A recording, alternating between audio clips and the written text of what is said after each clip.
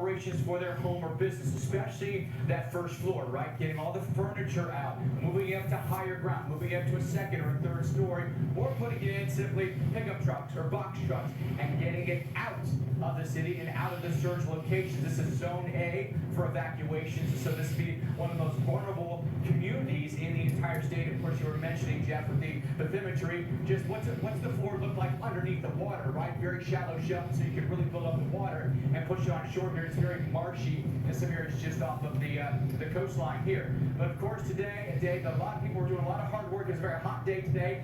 Temperatures in the 90s, flirting with 100 with a heat index.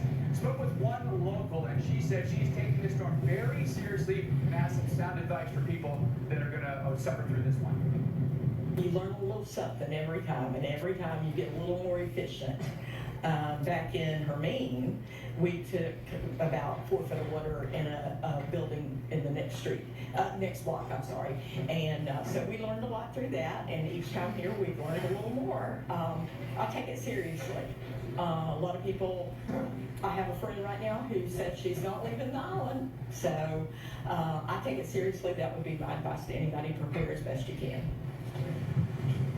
Yes, certainly when you have something like this coming on shore, you need to take it seriously. And you know, every single hurricane is a learning experience. Unfortunately, we've had way too many learning experiences here in the Big Bend of Florida. But when you take it seriously, what does that mean? Well, think about, what would you do if you had water intrusion in your home? What if you lost power? What if you had to evacuate? What can you do to protect your property and those that are around you, your family, right?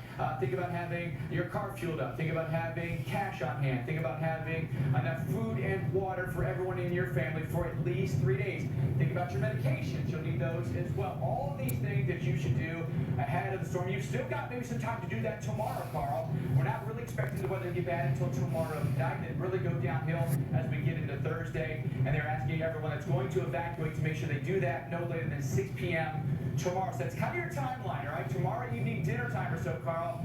Everything should be done, and you should be hunkering down for the hurricane that comes on Thursday.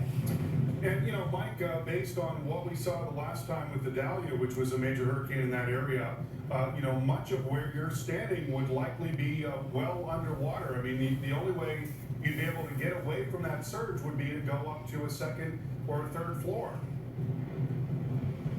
Yeah, I mean that's pretty much your only shot if you're going to stay here, right? And I just talked to a gentleman, about half an hour ago, and he said he has stayed here for every storm that's hit here. And I said, what about this one? I said, this one? He's like, well, what's the surge going to be? He's like, in a Dahlia we had like 7 to 9. I said, this could be 10 to 15. And he looked at me for a moment. He paused. He's like, oh.